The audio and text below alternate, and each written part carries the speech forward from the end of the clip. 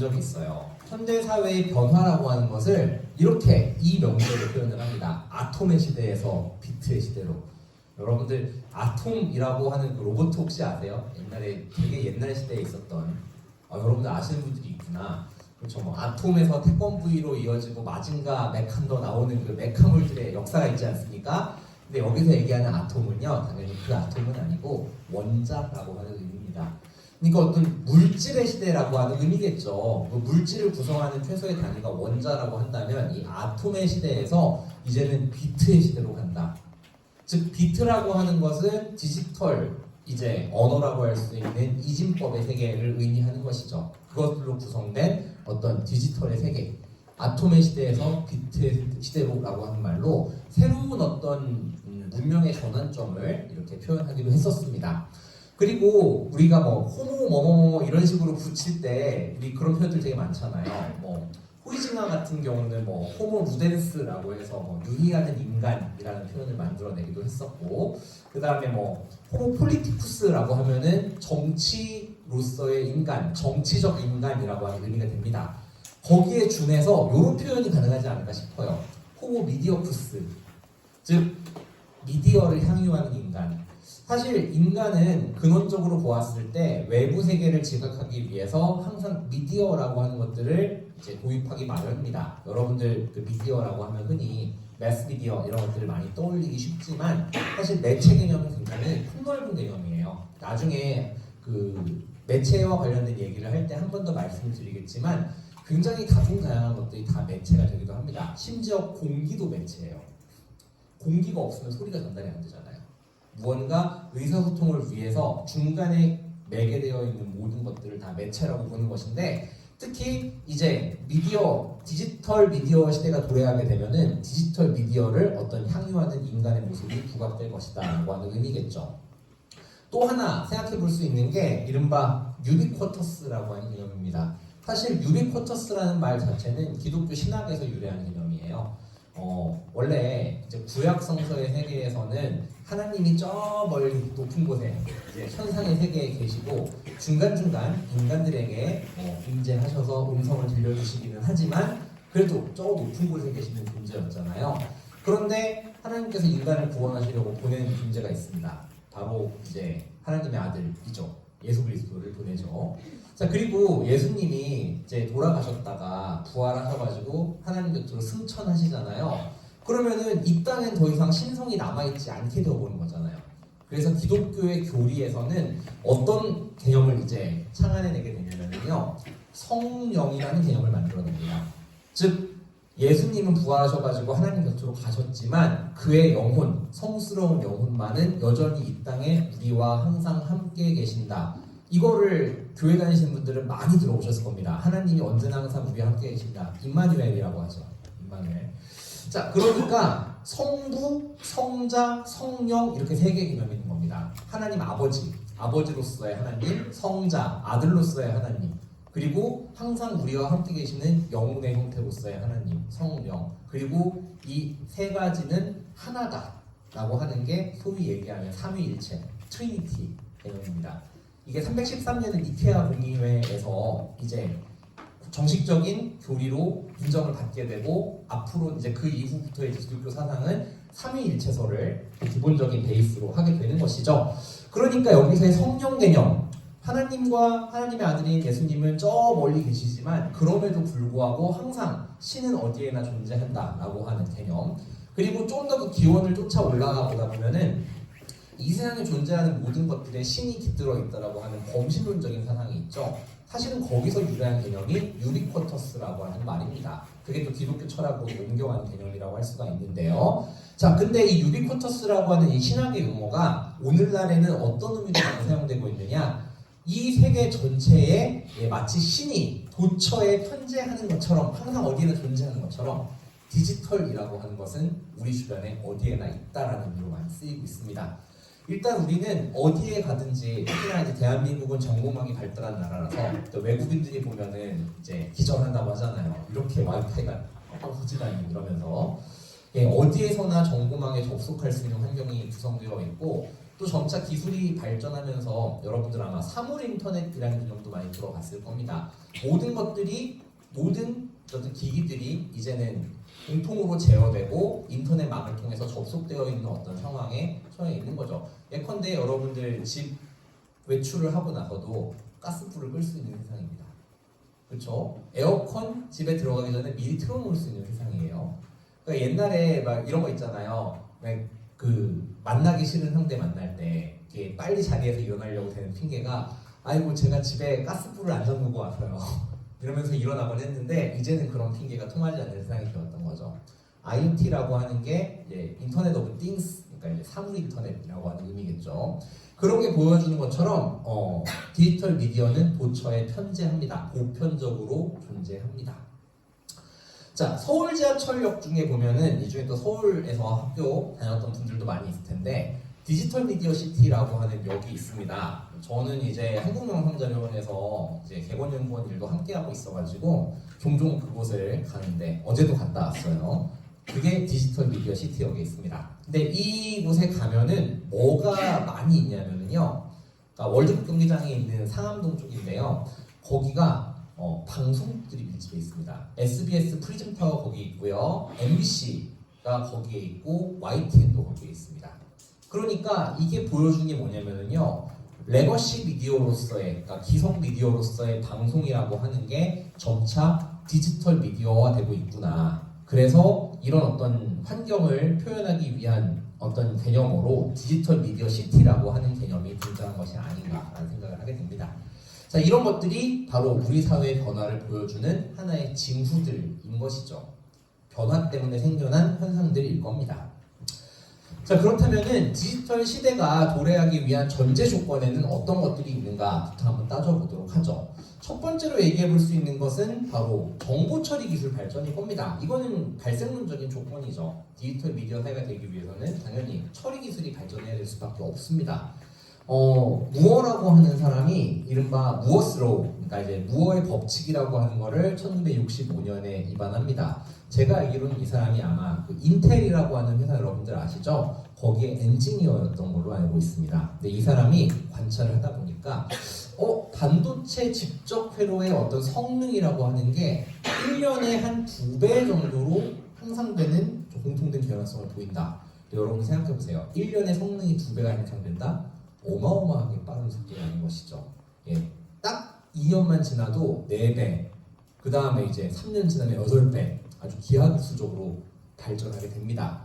물론 10년 정도 지난 다음에는 일부 수정해요. 기술이라고 하는 게 그렇게 급속도로 계속 발전할 수는 없으니까 2년마다 2배씩 향상한다고 일부 수정하기는 합니다. 그리고 오늘날에는 또 약간 그 폭이 둔화되긴 했지만 아예 기술적인 어떤 패러다임 자체가 이제 또 AI와 함께 상당 부분 바뀌어 나가게 될 겁니다. 그래가지고 한국이 반도체 사업에서 굉장히 그 우수한 지위를 점해왔는데 최근에 좀 이제 그런 산업적 패러다임 변화와 함께 위기가 좀 도래한다는 진단도 나오고 있는 중인 것이죠. 항상 미래와 관련된 전망이 필요한 게 바로 이런 정보 처리 기술 분야인 것 같아요. 자, 그리고 초당 계산 횟수의 단위가 과거에는 이제 메가였죠. 그런데 이제는 기가로 전환됐고요. 조금 있으면 테라 단위로 전환되게 될 겁니다. 여러분들 이런 말 많이 쓰잖아요. 싱글 코어, 듀얼 코어, 쿼드러플 코어.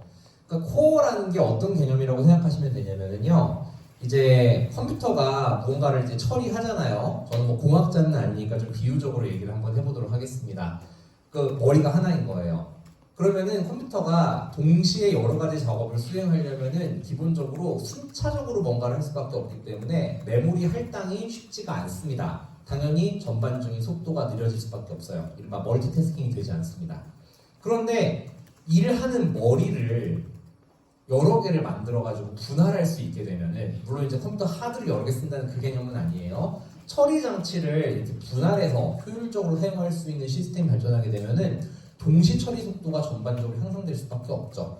처음에는 하나였다가 그게 2개가 되고 쿼드러플 4개가 되고 하는 식으로 진화해 나가는 중이고요. 그럼 이제 쿼드러플 코어가 끝이냐?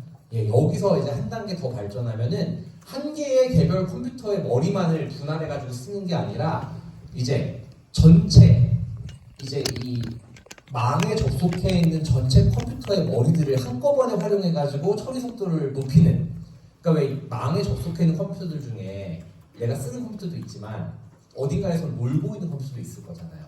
그 컴퓨터까지를 동시에 이용해가지고 작업 효율을 높이는 방식이 이제 또 개발되고 있는 것이죠. 아마 이제 조만간 상용화되지 않을까 싶어요. 그런 식의 어떤 그리드 기술이라고 하는 게. 그 다음에 광컴퓨터라고 하는 것들도 주목해 볼 만합니다. 이거는 전기가 아니라 빛을 이용해서 데이터 전송하는 기술인데요. 물론 비용 문제 해결이 좀 필요하겠습니다만 상당 부분 상용화가 되었다고 보면 될 것 같습니다. 여러분들 왜 적외선 이용해가지고 데이터 전송하는 거 여러분들 핸드폰에도 기능 있는 사람도 있을 겁니다. 그런 것들이 실제로 많이 해결되어 왔다라고 하는 것이죠. 전기가 아니라 빛을 이용해서 전송할 수 있게 되면 어떤 장점이 있느냐? 전기의 전달 속도보다 빛의 전달 속도가 훨씬 더 빠릅니다. 기본적으로 속도가. 그러니까 정보의 시간 손실도 줄일 수 있고 속도도 상당히 향상시킬 수 있는 방법으로서 많이 각광을 받아왔다는 것이죠. 재밌는 것 중에 하나는 이른바 차세대 정보 단말기 전쟁이라고 불리는 것입니다. 이른바 TV냐 PC냐 컴퓨터냐를 두고 사람들 사이에 갑론을박이 벌어졌던 시대가 있었거든요. 정보 단말기는 뭐냐면요, 자, 정보를 처리하는 시스템이 있다. 그런데 결국 이 정보의 결과물을 직접 보는 인터스페이스를 얘기하는 것이죠. 인터페이스 차원에서 사람들이 그럼 정보를 직접 받아들이는 단말기는 무엇이 될 것이냐. 즉 예를 들어가지고 영화를 예로 들어봅시다. 영화가 있어요. 혹은 뭐 예능 프로그램이 있습니다. 내가 그걸 만들어냈어요. 근데 그거를 만드는 과정과는 별개로 사람들이 직접 봐야 될 거잖아요. 그럼 어떤 화면을 통해서 보느냐의 문제인 겁니다. 그게 바로 정보 단말기의 문제인데요. 옛날에 TV가 결국은 이 최종적인 정보 단말기가 될 거다라고 주장을 하는 한 사람들이 있었는가 하면 또 한편에서는요, 아니다. 지금 PC가 엄청나게 빨리 보급되고 발전하고 있기 때문에 대부분의 사람들이 이 PC를 최종적인 정보 단말기로 삼아서 써먹는 시대가 올 것이다. 이게 90년대, 80년대 말에서부터 90년대 사이에 있었던 논쟁이라고 알려져 있죠. 자, PC 같은 경우의 장점은 뭐였냐면요, 일단 기본적으로 지능성이 있다라고 하는 겁니다. 그런데 단점이 있다면은 가전으로서의 편의성이 상당 부분 조금 떨어져 있다라고 하는 것이죠. 여러분들 뭘 알 수 있냐면은 여러분들 이제 신혼부부들이 혼수 마련할 때 기본 옵션으로 생각하는 것들에 TV는 들어가죠. TV는 결혼하면 하나 사려고 하잖아요. 근데 PC를 혼수로 교체하려고 하는 사람은 상대적으로 없습니다. 그러니까 필수 가전이라는 느낌보다는 기본적으로 뭔가 일할 때 필요한 어떤 도구로서의 느낌이 조금 더 강한 것이죠. 당연히 먼저 보급되었던 것은 PC보다는 TV였고 TV 보급률이 지금도 조금 더 아마 높을 것 같습니다. 지금은 역전됐죠, 물론. TV 같은 경우는 가전으로서의 편의성이 상당히 높기는 한데 무언가 망에 접속되어 있는 형태가 아니다 보니까 지능성을 개발할 필요가 있었던 거예요. 이 편의성의 문제들을 둘러싸고 자, TV냐 PC냐 라고 하는 논쟁이 벌어지게 되었는데 여러분들 한번 예상해 보세요. 자, 이 논쟁이 있고 나서 지금 20년이 흘렀잖아요. 최종적인 승자는 누가 되었을까? 뭐가 됐을까요? PC? TV? 여러분들 제가 TV냐 PC냐라고 물으니까 둘 중에 하나의 답이 있다고 생각하시겠지만 제3의 가능성을 생각해보세요. 여러분들 실제로 지금 뭐 쓰세요? 누가 휴대폰 얘기했는데 맞아요. 스마트폰이 결국은 갑자기 툭 튀어나와가지고 이 모든 것들을 통합해서 최종적인 승자가 되어버렸습니다. 이제는 뭐 영화를 보든 TV를 보든 영화를 보든 예능을 보든 스마트폰으로 보는 세대가 점점 더 늘어나고 있고요. 이제 물론 이제 조금 더 보는 것의 편의성을 높인 태블릿 PC 같은 경우도 이제 생각해 볼 수가 있겠죠. 결국 그 미래 사회의 이 정보 단말기의 핵심적인 어떤 그 명제들이라고 한다면 가치 체계라고 한다면 이런 것들이 될 겁니다. 포터블 한가, 그 다음에 웨어러블, 무언가 착용 가능한가, 그렇죠? 특히 이제 여러분들 와치, 스마트 와치 같은 경우 생각해 보시면 좋을 것 같아요.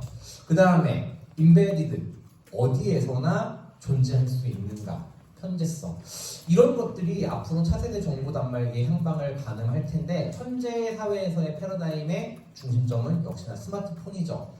근데 또 모르겠습니다. 나중에는 막 콘택트 렌즈처럼 안구에 이식하는 형태로 무언가 그런 정보 단말기가 미래에 나올 수도 있는 것이고요.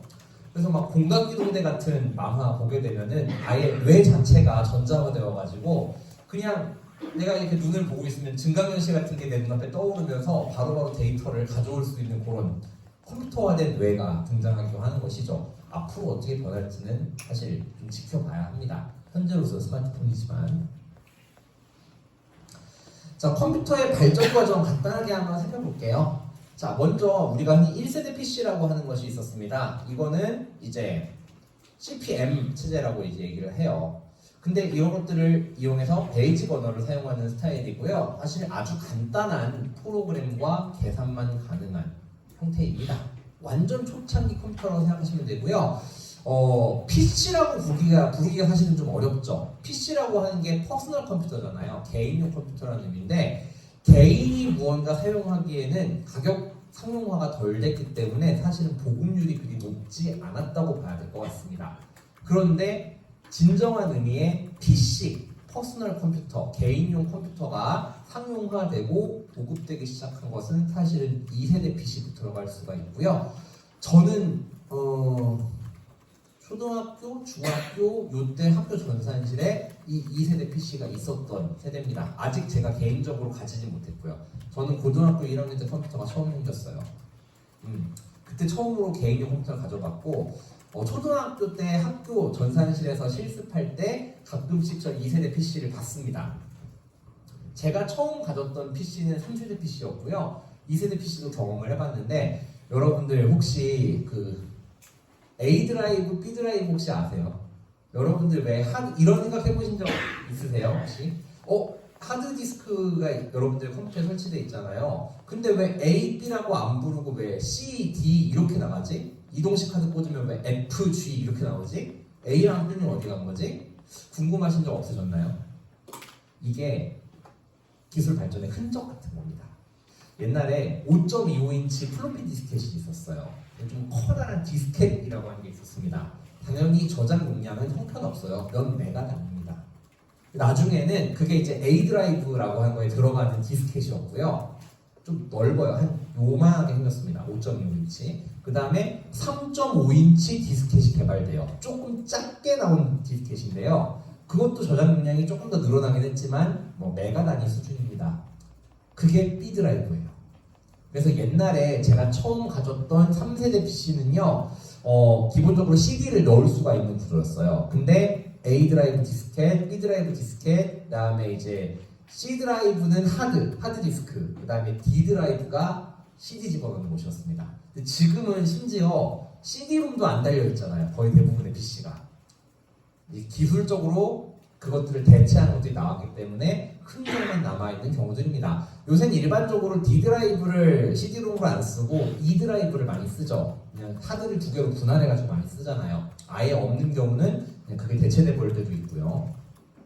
자, 제 3세대 PC의 특징은 뭐냐면요, 이른바 이제 운영체계가 등장하기 시작합니다. 과거 2세대 PC는 처음에 PC를 딱 켜잖아요. 까만 화면이 나와요. 그리고 도스라고 하는 운영체제를 사용했죠. 그래가지고 도스를 제대로 운영하기 위해서는 컴퓨터 학원을 다녀야지만 됐습니다. 왜냐면 명령어들을 다 알고 그런 것들을 입력해야지만 내가 진짜 막말로 게임 하나 하고 싶어도 그 명령어 넣는 법을 모르면은 못하는 거예요. 컴퓨터 학원을 따로 다닐 수밖에 없는 구조예요. 근데 3세 PC의 가장 큰 차이점은 뭐냐면요, 이른바 운영체계라고 하는 게, 그러니까 인터페이스라고 하는 게 등장하기 시작했다. 이것의 가장 큰 차이점은 배우지 않아도 됩니다. 직관적이기 때문에 그래요. 옛날에는 특정한 명령어를 입력하고 엔터를 쳐야지만 어떤 파일을 열 수가 있었다고 한다면 3세대 PC부터는요, 마우스로 작동이 가능해가지고 그냥 마우스 커서를 끌고 가가지고 그걸 두 번 딱딱 클릭하면 돼요. 이 차이가 어마어마하게 큰 겁니다. PC라고 하는 것들을 보편화시키게 만든 아주 중요한 요인이 저는 바로 이 인터페이스의 개선이라고 생각합니다. 소위 얘기하는 이게 GUI가 이제 사용된 것이죠. 그래픽 유저 인터페이스라고 하는 게. 그러면서 사용의 용이성이 증대되고 더 많은 사람들이 PC를 편하게 쓸 수 있게 되죠.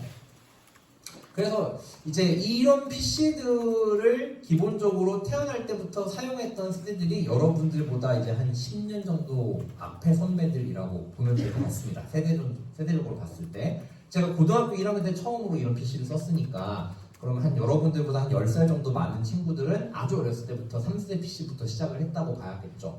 그리고 아주 빠른 시간 안에 3세대 PC에서 4세대 PC로의 진화가 이루어집니다. 여러분들이 이제 오늘을 사용하고 있는 게 이제 이런 스타일이라고 봐야겠죠. 이거는 이제 CD-ROM 뿐만 아니라 CD와 DVD를 동시에 읽을 수 있는 이제 드라이브가 설치가 되어 있었고요. 고기능 멀티미디어 PC라고 볼 수가 있습니다. 동영상 재생도 잘 되고, 그다음에 대량의 영상 정보 기록도 가능했고요. 또 중요한 변화 가운데 하나, 네트워크를 이제 자유롭게 접속할 수 있기 때문에 이른바 네트워크 PC라고 해서 다른 기능을 최대한 제외하고 네트워크 접속만 원활하게 할 수 있도록 하는 컴팩트한 디자인의 PC가 나오기도 합니다. 여러분들 혹시 넷북이라고 들어봤나요? 넷북?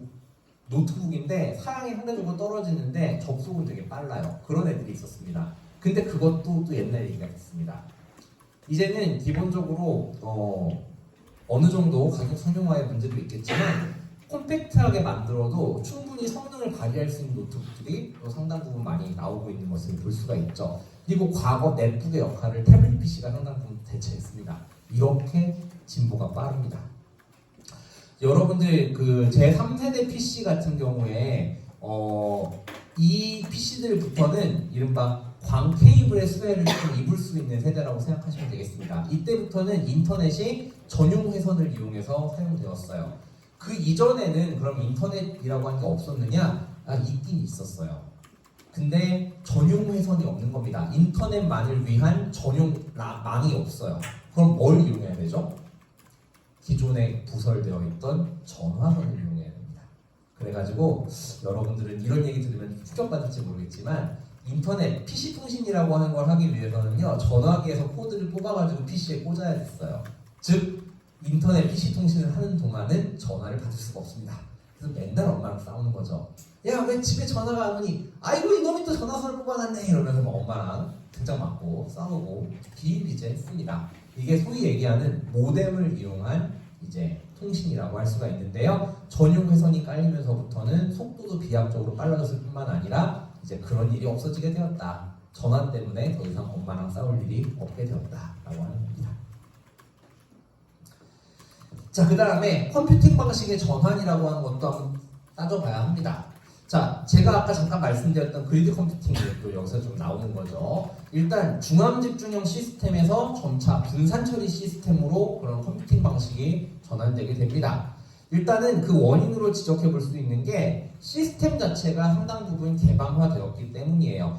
그러니까 특정한 하나의 기업이 독점적인 지위를 차지하면서 사실상 모든 것들을 컨트롤할 수 있는 방식이 과거의 모델이었다고 한다면 오늘날에는 그 생산 방식의 다양화가 좀 이루어지고 있죠. 대표적인 사례를 한번 생각해 볼게요. 여러분들 윈도우 운영체계라고 하는 거 사실은 마이크로소프트가 아주 오랜 기간 동안 독점해 왔던 것이거든요. 그런데 이 윈도우라고 하는 이 시스템이 오늘날도 많이 사용되고는 있지만 그것만 존재하는 게 아니죠. 다양한 대안들이 등장을 하게 되고 특히 이제 리눅스라고 하는 운영체계는요 아예 대놓고 마이크로소프트의 독점을 깨겠다는 의도로 만들었습니다. 그래서 마이크로소프트가 유상으로 비싸게 판매되는 어떤 제품이었다고 한다면 리눅스는 그냥 풀어버려요. 아예 이 독점을 깨겠다라고 만들어진 녀석이었기 때문에 그런 것이죠. 그리고 인터넷에 접속하는 어떤 포털, 장치 이런 것들을 생각해봐도 그 다변화가 굉장히 두드러집니다. 옛날에는 기본적으로 인터넷 접속하는 장치가 오늘날도 물론 많이 쓰이긴 합니다만 주로 익스플로러를 많이 쓰죠. 왜냐면 마이크로소프트 익스플로러가 윈도우를 탑재하면 그게 기본 옵션, 디폴트 값으로 주어지는 어떤 체계였기 때문에 그렇습니다. 그런데 점차 많은 국가에서 이 익스플로러 대신 다른 방식의 접속 방법들을 취하기 시작하죠. 여러분들 뭐 어떤 거 생각나세요? 사파리? 사파리도 있고요. 또 여러분들 굉장히 요새 많이 쓰는 크롬, 구글 크롬도 있고 파이어폭스, 그렇죠? 다양한 접속 방법들이 생겨나게 됩니다. 자, 이런 것들이 바로 이 분산 처리 시스템으로의 변화를 좀 알려주는 부분들이 아닌가 싶어요. 자, 그 다음에 클라우드라고 하는 것은 굉장히 혁신적인 변화 가운데 하나로 속합니다. 여러분들 클라우드 개념은 다 알고 계시죠? 그러니까 여러분들이 물리적 실체인 하드디스크 혹은 이동식 디스크에다가 여러분들 개인의 데이터를 보관하는 게 아니라 가상의 어떤 공간에다가 그 데이터를 보관하는 방식을 우리가 클라우딩이라고 합니다. 클라우드라고 하는 게 이런 어떤 시스템 하나의 이름이기도 하지만 이런 체계 전반을 가리키는 일종의 보통 명사이기도 해요. 예컨대 여러분들 웹파드 같은 거 있잖아요. 그것도 일종의 클라우딩이라고 생각하시면 됩니다. 여러분들은 주로 이제 아이콘 클라우드를 많이 연상하시겠지만 그것도 클라우드 기술의 일종인 거죠. 자, 이 클라우드는 왜 혁신적이냐? 물리적 실체로서의 저장고를 가진다고 하는 건 뭐냐면요, 기본적으로 사람마다 다 금고가 필요하다는 걸 의미해요. 여러분들 개별 단위에서는 솔직히 그렇게까지 많은 데이터가 필요 없을지 몰라서 그게 잘 안 와닿을지 모르겠는데, 여러분들 아직은 또 이렇게 인생을 아주 오래 산 건 아니잖아요. 지금 젊디 젊은 나이 아니겠습니까? 근데 당장 저만 해도 여러분들보다 인생을 그래도 한 20년 가까이 더 살았을 뿐인데도 불구하고 사진 데이터만 해도 이게 PC 하드로는 감당이 안 돼요. 또 저도 이제 연구하는 영역들이 있다 보니까 자료들 욕심이 있어서 막 모으잖아요. 하드디스크를 여러 개 사야 됩니다. 근데 이거는 물리적으로 보관하는 방식이라 도난, 파손 등등의 위험이 있고 언제 데이터가 날아갈지 모르니까 불안할 수밖에 없는 방식이에요. 개인도 그러한데 하물며 기업 입장에서는 얼마나 부담이 되겠습니까? 이 물리적 데이터 저장 공간을 따로 가져야 되는 문제가 기업들한테 점점 골칫거리로 부각되고 있었다는 것이죠. 그런데 이렇게 표현을 하더라고요. 인터넷 이쪽 세상에 있던 정보를 저쪽 세상으로 옮겨놓을 수 있다는 발상이 생겨나게 되고 그것이 가능해지게 되니까 새로운 변화가 일어났다. 더 이상 이 금고들을 만들고 지키고 하는데 드는 불필요한 어떤 소요를 줄일 수가 있게 되었다는 것이죠. 어떤 가상 공간, 물론 이제 그걸 운영하는 어떤 센터는 대규모로 존재하겠죠. 그런데 그렇게 전문화된 어떤 존재에다가 그런 것들을 맡겨놓고 기업들은 혹은 개인들은 편안하게 자기의 데이터를 이제 함께 유지할 수 있게 된다는 것입니다. 그게 있으니까 이른바 데이터가 유실되었을 때 백업을 쉽게 할 수가 있는 것이겠죠. 여러분들 클라우드에다가 올려놓은 정보는 여러분들 핸드폰 잃어버리고 새 폰 사도 다시 찾을 수 있잖아요. 근데 만약에 핸드폰에만 그 정보가 있어요. 잃어버리면 끝장아닙니까? 고장나거나. 그런 경우가 비일비재하죠. 자, 이런 게 바로 클라우드의 혁신성이라고 볼 수가 있을 겁니다. 아까 잠깐 설명드렸던 그리드 컴퓨팅이라는 기술도 한 번 더 설명해 보도록 할게요. 이거는 전 세계에 존재하는 컴퓨터를 가상적으로 연결하는 겁니다. 그래서 놀고 있는 이 컴퓨터들을 마치 나의 컴퓨터인 것처럼 그 능력을 활용할 수 있는 방법이라고 생각하시면 돼요. 이른바 쉬는 컴퓨터를 이용해서 복잡한 연산 처리를 가능하게 하고 더 나아가서 속도를 빠르게 하는 방식을 의미하는 거죠. 물론 이제 이 기술이 상용화되려면은 기술적 문제의 해결이라기보다는 제가 봤을 때는 윤리적 문제의 해결이 좀 더 시급할 것 같습니다. 그쵸? 나의 컴퓨터를 공유제로 내놓을 수 있다라고 하는 이 합의가 이루어지는 방식이 사실은 쉽지만은 않을 거예요. 개인정보 보호는 어떻게 해야 되고, 만약에 나의 컴퓨터의 능력을 빌려준다고 했을 때 내 컴퓨터가 해킹당하면 안 되잖아요. 그런 것들의 우려점들 때문에 사실은 상용화가 되고 있지 않을 뿐이지 기술적으로는 사실 거의 개발이 완료된 단계라고 알고 있습니다. 그래서 여러분들 우리가 여기서 좀 깨달아야 될 중요한 점 중에 하나, 디지털 사회의 도래라고 하는 게 단순히 기술 진보만으로 설명되진 않아요. 여러분들 기술 결정론적 사고에 빠지시면 안 됩니다. 우리는 인문학도이기 때문에 항상 그런 마인드가 필요한 것 같아요. 기술이 모든 걸 결정하는 게 아니라 기술의 사용 방식을 결정하는 것은 결국 인간이다. 그리고 인간의 사회적 상상력이다 라고 하는 거죠. 그럼 어떤 기술을 어떻게 활용할 것인가의 문제는 단순히 기술의 문제가 아니라 윤리의 문제 혹은 이제 어떤 역사 해석의 문제, 이런 것들의 차원으로 넘어갑니다. 다시 말해 저는 지금 왜 기술이 극도로 진보한 사회에서도 인문학이 필요한지에 대해서 얘기하고 있는 겁니다. 기술을 사용하는 건 결국 인간이니까요. 어떻게 사용할 것인가의 문제는 기술이 절대 결정해 줄 수 없는 어떤 것입니다. 얘기가 조금 옆으로 새기는 합니다만 원래 인문학 수업에서 재밌는 거는 얘기가 3000% 빠질 때예요. 그런 맥락에서 재밌는 얘기 하나 해드릴게요. 에디슨이 추궁기를 개발하잖아요. 근데 에디슨이 처음에 추궁기를 개발할 때 그 의도했던 바가 뭘까요? 즉 기술을 개발한 생산자가 내 기술을 이런 식으로 썼으면 좋겠다라고 생각했던 거에서 제일 중요한 목적이 뭐였을까요? 추궁기를.